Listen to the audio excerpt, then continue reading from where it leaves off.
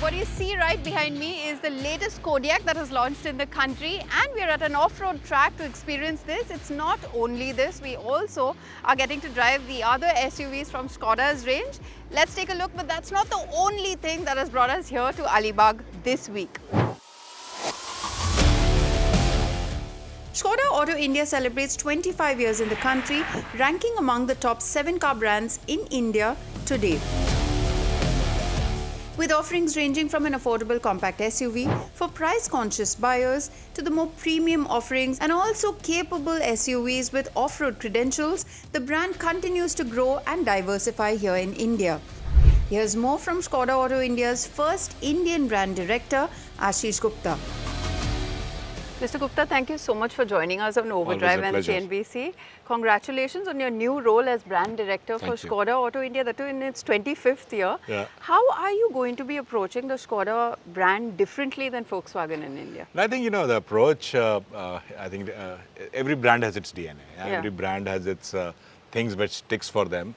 And right now I'm in the phase of finding out what ticks for Škoda. I've been, of course, part of the group and watching how the Škoda brand is doing from an outside. But now that I'm inside, but at the end of the day, the basics of the business remain the same. You have to know your customers, you have to know your dealers, you have to know your markets, you have to know your product. Yeah, as long as those basics are known, I think a little bit tweaking in the strategy and you can make it work. But under your watchful eye, how is the brand going to expand more? How are you going to bring in more I think very important for us to first of all define what is our growth strategy, what are the pillars, what do we stand for, and I think to take the brand up with the kind of growth that we are experiencing now, very important to have a strategy and a structure around it. So 3 pillars of strategy that we have worked on.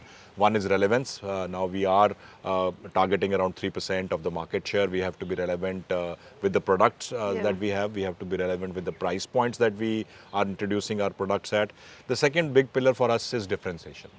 At the end of the day, it's a hyper competitive market out there and you have to stand out. How do you differentiate ourselves or yourself in terms of what do you offer to the customer? So that is the second pillar. And the third is trust. And trust is built by consistency and delivering on your promises. So these are the 3 big strategy pillars that I think we are driving together to make sure that we sustain our success. And Kylaq has quickly become the the top seller, in fact, from the brand. But it is also cannibalizing the Kushaq's sales numbers, right? So how do you plan to... No, I don't think so. I think, if you look at it, it is also a question of a network ramp up. So we have expanded almost 60 outlets in the last 6 months, and by this year we plan to end up at 350 outlets. So when you are ramping up your network to that extent, getting the team focused at the dealership on each of the products is sometimes difficult. You have to also understand that we are now getting into a mass segment which has very different dynamics and very different customers from what our network has been used to.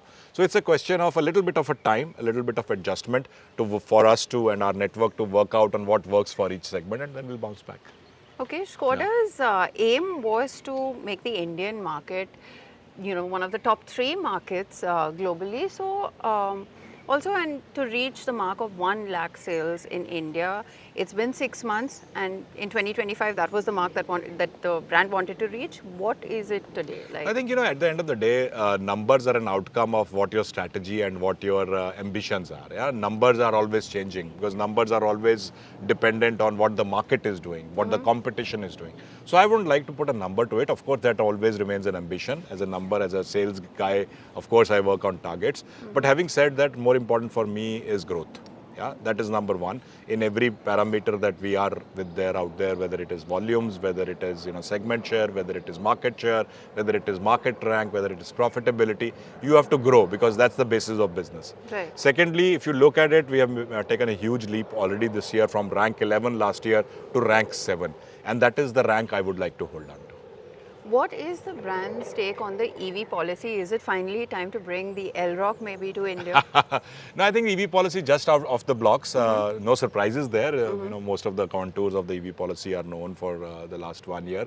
So definitely to be a relevant player going forward, you have to be in the EV space. There's no 2 questions about it. What product, what time, I think for the next time. But is it not this year per se? No, I think the inflection point in India will come somewhere around end of 26, beginning of 27. That's when, and it's not by chance, it's when the manufacturing capabilities are available, when supply chains have stabilized, when also the new CAFE norms, kick in. So everybody's preparing for that, and so are we. So I'm obviously jumping the gun, but I would like to know, because since you already have set up a plant in India, would that be an option, manufacturing, EV for the masses in India? No, if you have to be a relevant player and if you have to utilize take use of the market that exists, you have to localize. There is no way you can actually plug and play from your global portfolio products in a mass scale. So if you have to be a mass player in the EV segment, you have to localize. Given that you're just coming in from the hot hatch launch, the Volkswagen Golf GTI, we are expecting something from Skoda as well, the Octavia. What's the timeline for that? So I will leave that for the next interaction we have. But definitely that's on the cards. Given that the after sales is of course a sore talking point for the brand, how are you going to approach this and change things in India? I think at the end of the day, if you look at it over the last 5 years, a lot has changed in the way we approach service. I think the first stumbling block was the cost of ownership that had a negative perception around our brand. That we have addressed to a very, very large extent. Today, a Kylaq or a Kushaq, you can get serviced for basically 6,000 to 7,000 rupees a year, which is not even available in smaller segments. This year, we have also standardized the 1-year SMP, which includes parts also. So for 1 year, basically your maintenance is free. So the cost of ownership part has been taken care of. Secondly was our parts availability. So that also is not a question mark anymore.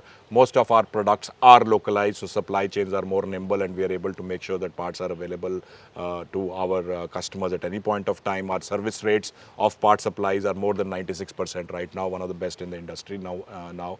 The third aspect is service quality. I think that is where the challenge will continue for some time, and that is one of the priorities for me to address, because we are ramping up our network also to a large extent. And when you ramp up your network, you also have to make sure that your people have the capability to provide service. So that's an ongoing job that we are tackling right now, and that is a priority for me.